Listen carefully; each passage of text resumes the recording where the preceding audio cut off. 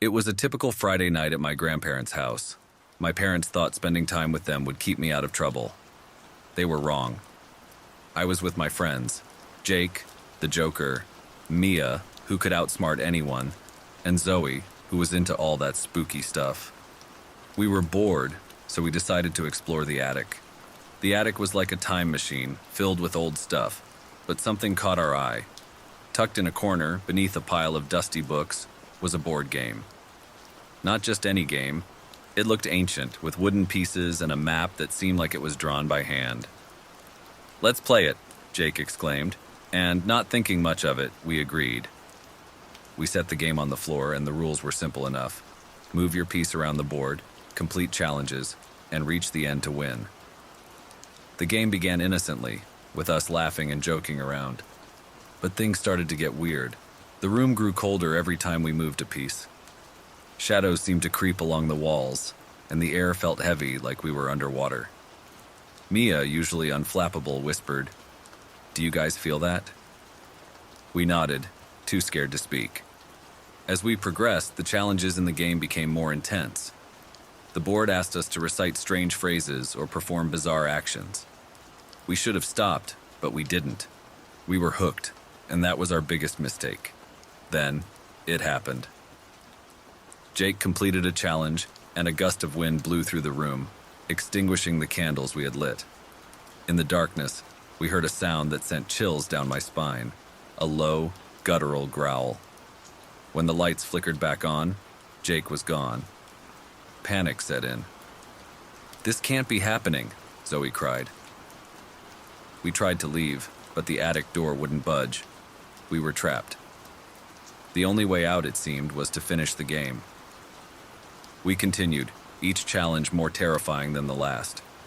The shadows in the room twisted and turned, forming faces that whispered threats.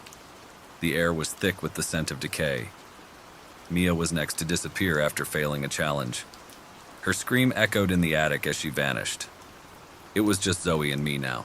We clung to each other, determined to finish the game. We moved our pieces with trembling hands, each turn bringing more dread. The board seemed alive, its wooden surface warm and pulsing. Finally, we reached the last challenge. It was simple. Sacrifice what you hold dear, or be consumed by darkness. We looked at each other, realizing what it meant. One of us had to stay behind. "I'll do it," Zoe said, her voice breaking. "You have to finish the game. It's the only way to save them." Tears streamed down my face as I nodded, unable to speak. Story number 2. It was just a regular Friday night. Me and my friends decided to have a sleepover at my house. My parents were away, so we had the whole place to ourselves. We were just chilling in the living room, munching on snacks and talking about random stuff. Then, out of nowhere, my phone rang. I didn't recognize the number, but I answered it anyway. Big mistake. The voice on the other end was like nothing I'd ever heard before. It was deep and kind of distorted, making my skin crawl. "Hello, Jake," the voice said. My heart skipped a beat. How did this stranger know my name? "Who's this?" I asked, trying to sound brave, but my voice betrayed me. The caller chuckled, a sound that made my stomach turn. "Let's just say I'm someone who knows a lot about you and your friends." I glanced at Tyler, Jenna, and Max, who were now staring at me with wide eyes. I put the call on speaker. "What do you want?" Tyler demanded. The caller's reply sent shivers down my spine. "I want to play a little game. Let's see if you can survive the night." We tried to laugh it off, thinking it was a prank. But then the caller started revealing secrets about us. Things that only we knew. My heart was racing. This was no prank. The caller's game was simple yet terrifying. He would call every hour, and if we didn't answer, something bad would happen. We decided to stick together and face whatever this was. The first call came right on time. "Jenna, remember the time you cheated on your math test?" "I do." Jenna's face turned pale. She had never told anyone about that. The rest of us were stunned. How could this person know? With each call, the stakes got higher. The caller knew our fears, our mistakes, everything. We were freaking out, trying to figure out who was doing this. Then things got worse. The lights in the house flickered and went out. We were in complete darkness. Our phones were our only source of light. We huddled together, scared out of our minds. The next call was for Max. "Max, did you think I wouldn't know about the money you stole from your mom's purse?" Max's face went white. He had never told a soul about that. The tension in the room was unbearable. We were all questioning how this person knew so much about us. The calls kept coming, each one more sinister than the last. The stranger was playing with us, enjoying our fear. Then, Tyler had an idea. "Let's trace the call. Maybe we can find out where it's coming from." We used an app to trace the call. The result was shocking.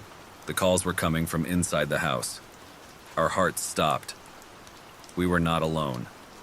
We searched the house, armed with whatever we could find.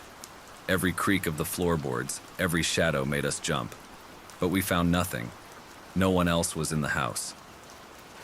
The final call came.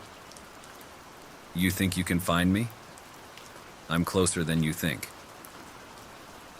That's when we heard it. A laugh, not from the phone, but from the attic. We slowly made our way up, our hearts pounding in our chests. In the attic, we found a phone on the floor, still connected to ours, but there was no one there. Then it hit us. The calls weren't from an unknown stalker. They were from us. We realized we had been pranking each other all along. Each of us had taken turns making the calls, using a voice changer app. But the fear had felt so real, the secret so personal, that we had all fallen for it. We laughed it off, relieved that it was just a game. But deep down, I couldn't shake off the feeling of dread. How well did I really know my friends? And what other secrets were we hiding from each other? Story number 3. I never really liked sleepovers, but this time it was at my best friend Mark's house, and he just moved into this old, creaky place on the edge of town. We were all in the living room, our sleeping bags spread out like a weird carpet, and Mark's parents had already said goodnight, leaving us with a stack of movies and too much popcorn.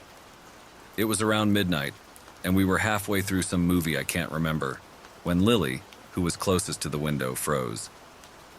"Guys, did you see that?" she whispered, her eyes wide. We all turned to look, but there was nothing except the dark outside. "See what?" Jake asked, a bit too loudly. "There was, something. A shadow or something," Lily said, still staring at the window. Mark laughed. "It's probably just a tree or something. This house has lots of creepy shadows." He was trying to sound brave, but I noticed his voice wavered a bit. We tried to focus back on the movie, but it was hard. Every little sound made us jump. After a while, Jake said he was going to the kitchen to get more snacks. He was gone for what felt like forever. When Jake finally came back, he was pale. "The shadow thing, it's there, in the backyard. I saw it from the kitchen window," he whispered, his eyes darting around like he expected something to jump at us. Now we were all freaked out. Mark suggested we should check it out. Maybe it was just a lost animal or something. I didn't want to, but I didn't want to seem scared either. We tiptoed to the kitchen, trying not to make a sound. The moonlight coming through the window gave the room an eerie glow. Jake pointed outside, and there it was, a tall, dark shadow standing near the old oak tree. It looked like a person, but all wrong, too tall, too thin, and it seemed to be looking right at us. We all gasped and ducked down. "What is that?" Lily whispered, her voice shaking. "I don't know, but my grandpa told me some stories about this house," Mark said, his face serious. "He said something bad happened here a long time ago, but he never told me what." We decided to look around the house for clues. It felt like a bad idea, but we were too curious and scared to stop.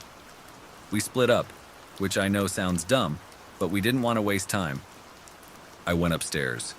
The hallway was dark, and every step I took made the floorboards groan. I found an old study with bookshelves covered in dust and an old desk. I started going through the drawers, and that's when I found it, an old newspaper clipping. It was yellowed and brittle, but I could make out the headline, Tragic mystery. Local man vanishes without a trace. The article talked about a man who lived in this house, who one day just disappeared. They never found him, and the case was never solved. My heart was pounding as I read it. Could the shadow be him? I heard footsteps and thought it was one of my friends, but when I looked up, I saw the shadow figure standing in the doorway. I froze, my breath caught in my throat. It just stood there, watching me. Then, it turned and walked away, disappearing down the hallway. I ran downstairs, my heart racing. The others were in the living room, and when they saw my face, they knew I had seen it too. "We need to leave now," I said, my voice barely above a whisper. But when we tried the front door, it wouldn't budge. It was like it was sealed shut. We were trapped. Panic set in. We huddled together in the living room, too scared to move. Then, the shadow appeared again, this time outside the living room window. It was just standing there, watching us. We were too scared to even scream. Suddenly, Mark's voice broke the silence. "I think it wants us to know what happened to him," he said, his voice steady. "But how?" Lily asked, her voice trembling. "We need to find out, or we're not getting out of here," Jake said, looking determined. We spread out, looking for anything that could help us. I went back to the study, and that's when I found it, a hidden compartment in the desk. Inside was a diary. It belonged to the man who disappeared. I brought it back, and we read it together. It was full of entries about how he felt like he was being watched, like someone was after him. The last entry was the most chilling. It just said, "There. Here." That's when it clicked. The man didn't just disappear. He was taken by something. And now, that something was after us. We knew we had to do something. We decided to try and communicate with the shadow. It was a long shot, but it was all we had. We went back to the living room and Mark called out to it. "We know what happened to you. We're sorry. Please, let us go." The shadow just stood there for what felt like forever. Then, it slowly faded away, and the front door clicked open. We didn't waste a second. We ran out of that house and didn't stop until we reached Mark's neighbor's house.